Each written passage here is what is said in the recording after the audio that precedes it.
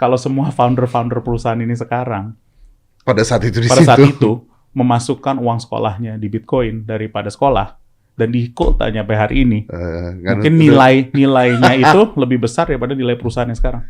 5, 4, 3, 2, 1 and close the door. Lu adalah orang paling tepat untuk membicarakan ini. Dari segala sisi lu adalah orang paling tepat. Jadi gue tuh bego. Sama. Enggak, serius. Ini to be close. Okay. Gue tuh bego. Gue tuh nggak ngerti tentang kripto. Gue nggak ngerti tentang Bitcoin. Mungkin gue udah ketuaan. Atau mungkin gue nggak ngurusin itu. Karena duit udah kebanyakan. Kagak sih. Gue tuh nggak ngerti sama sekali loh. Jadi sekarang mungkin pertanyaan bodoh aja ya. Ini orang-orang lagi pada ribut. Masa pandemi. Katanya nyari duit dari kripto. Bisa kaya. Bisa nggak? Pusing kan lo? Jadi ya ini bingung. Kalau aku ngeliatnya itu sebagai investor aja lah. Dan itu banyak belajar soal sejarah duit, sejarah uang. Jadi pertanyaan yang tadi pertama, bisa nggak? Seharusnya bisa. Seharusnya bisa make money in the long run. Karena saya ngelihatnya, ini sebagai analis ya, ini saya taruh posisi saya sebagai analis saja.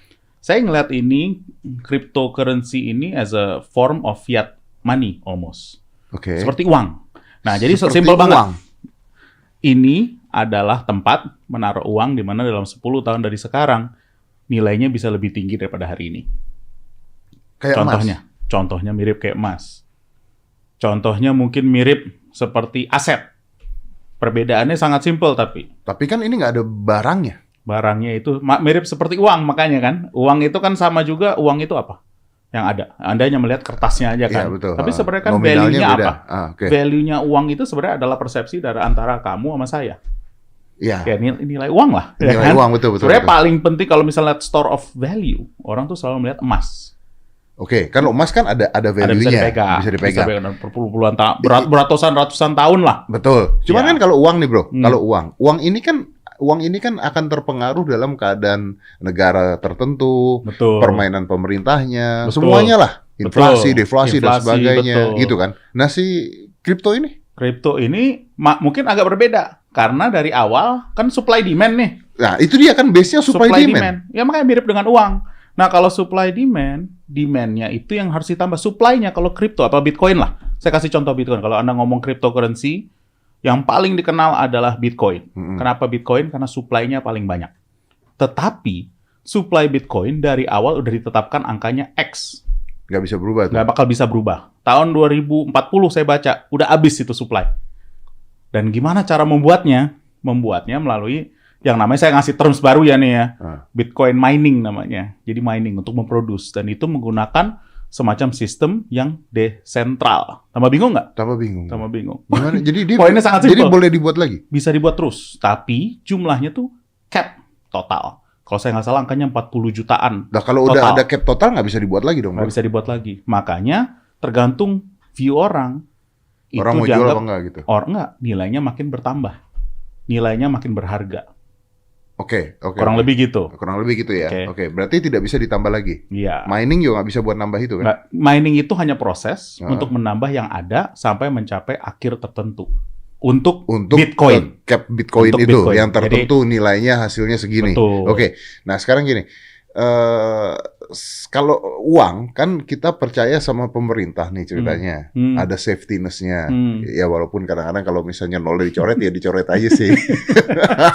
Nggak bisa ngomong apa-apa juga sih. Iya. Cuma maksudnya kan ada regulasinya, ada safety-ness-nya nih. Ada regulasinya. Ya. Nah sekarang kalau misalnya tergantung Bitcoin, orang yang bikin regulasinya. Tergantung siapa yang jadi pemerintahnya. Nah sekarang kalau misalnya Bitcoin nih. Betul. Kan gua nggak tahu kalau itu siapa yang megang regulasinya. Gua nggak tahu itu benar apa enggak. Gua nggak tahu ini ada permainan konspirasinya enggak, gue kan nggak ngerti apa-apa, bro.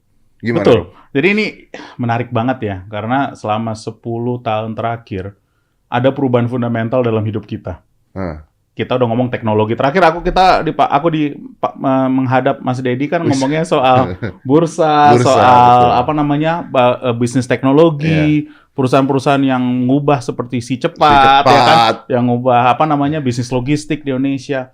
Sekarang yang lebih fundamental lagi selama 11 tahun terakhir adalah soal uang. Money, ya kan? Cryptocurrency itu kan sebenarnya adalah bentuk currency kan adalah uang, exchangeable. Ya kan, suatu semacam exchangeable. Kurang lebih begitu ya. per hari ini orang melihat uang tuh hanya ada dua. Satu adalah megang emas, tapi itu tidak efisien. Kenapa? Karena harus bawa barang, dan itu nanti harus ditukar, etc. Itu cara yang paling lama.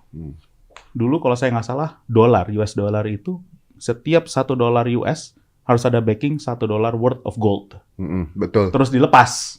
Bahasanya diubah. Kalau Anda lihat US dollar dibilangnya in God we trust. Jadi hanya percaya Tuhan aja tuh gimana. Nah sekarang semua currency di dunia seperti itu. Tidak ada backing gold, emas di belakangnya. Hanya tergantung setiap negara mau melakukan. Dan kalau Anda lihat, sebenarnya kita currency ada berapa sih yang benar-benar dipegang? Paling 10 maksimum, 15. Indonesia alhamdulillah udah bagian dari G15. 10-15 tahun ke depan, currency kita makin kuat. Karena tergantung seberapa kuat negaranya. Tapi yang Anda selalu pakai US dollar, pound sterling, renminbi sekarang yang tambah gede. Itu aja yang Anda berani pegang. Kenapa? Karena Anda merasa value itu akan tetap ada 10 tahun dari sekarang. Karena kita percaya. Berarti in God we trust again. Nah, kalau Anda lihat negara-negara kecil, saya nggak nyebut negara misalnya bottom 50. Gua ngerti. Itu Anda nggak bakal megang currency-nya nih kan. Anda bilang, wah ini saya takut inflasinya bisa naik 50%, 100%. Kenapa? Karena uangnya bisa di-print sebanyak-banyaknya untuk menahan namanya inflasi. Oleh karena itu masyarakat lebih percaya pada Bitcoin. Nah, sekarang muncullah namanya Bitcoin, namanya cryptocurrency. Di cryptocurrency ada berbagai macam lah currency yang ada sekarang, tapi mungkin yang paling dikenal adalah Bitcoin. Itu ekuivalen dengan US dollar sekarang dianggap. Wow. Karena jumlahnya besar, yang megang banyak, dan ini salah satu hal di mana Anda bisa mentransfer dari A ke B frictionless. Kenapa saya bilang frictionless? Frictionless nih definisinya. Frictionless definisinya kalau tidak bahasanya terlacak atau gimana? Bukan tidak terlacak. Tidak perlu ada intervensi manusia antara saya dan kamu. Kalau saya transfer uang. Per hari ini nih kalau kita ke bank, Mas Nedi, kita transfer jumlahnya mungkin besar ya. Iya betul. Misal di atas 10 juta rupiah atau apa. Pasti ada satu orang bilang, bener ya mau confirm mau transfer. Ada satu orang udah nanya. Betul. Kadang-kadang mau transfer gede aja ditanya, Pak, bener Pak segini Pak. Bener nggak? Ada dokumen di belakangnya. Kalau ini langsung kemana saja. Kemana saja. Seamless. Asal gua punya. Account-nya. Ada punya account, buka account. Kenapa makanya orang suka itu? Terus ada yang bilang enggak Terus ada nih beberapa yang hanya. Saya juga lagi belajar. Saya sama Mas Dedi belajar aja. Banyak orang bilang penggunaannya ini banyak yang negatif-negatif. Tapi saya baru belajar juga di Bitcoin itu, dari pertama kali Bitcoin itu muncul, sampai hari ini, setiap orang yang memegang currency itu, koin itu, bisa di-trace. Orang bisa tahu siapa saja yang megang. Karena ada ledger. Ledger itu sebenarnya pembukuan. Jadi kalaupun penggunaannya untuk negatif, ketahuan sebenarnya? Ketahuan. Jadi apa misalnya itu bisa mengganggu masyarakat, mengganggu orang bisa tahu arahnya kemana. Tinggal dibaca. Ya tapi sebenarnya kalau penggunaannya negatif, duit juga penggunaannya negatif kan. Makanya ini tergantung siapa. Ini yang poinnya adalah yang paling simple. Nah ini gara-gara teknologi ya. Apa yang dilakukan kripto tuh sangat menarik karena membuat semacam currency yang frictionless bisa dibagi, aman, ya kan, dan mudah dibawa kemana-mana. Itu is a good store of value dan yang paling penting jumlahnya terbatas. Jadi tidak ada yang namanya inflasi. Jadi saya balikin dah. Kalau misalnya sampai sekarang, sampai 2040, Bitcoin mungkin naik supply 1-2%. Emas 1-2%. US dollar mungkin 3-4%. Jadi Anda bisa lihat kan, Anda ngomong 10 tahun dari sekarang. Dari mana supply itu akan ada? Ya supply yang paling terbatas, di mana orang melihat value itu ada, ya tentunya over the long run ya. And do you believe that demand-nya will be there in the next 10 years? Saya ngomong angka aja ya. Per Bapepti, saya diajarin sekarang udah 6,2 juta orang memiliki rekening kripto. Lebih daripada bursa efek Indonesia. Kita pun pengalamannya besar sekali, udah 5,6 juta. Itu angkanya juga cukup besar. Tapi yang terjadi tadi kan yang ngomongnya bahasanya mulainya lagi belajar, lagi main. Sebenarnya bukan itu. Saya ngelihatnya tren lebih besar lagi. Di semua negara di dunia emang growing-nya gara-gara COVID ini besar sekali.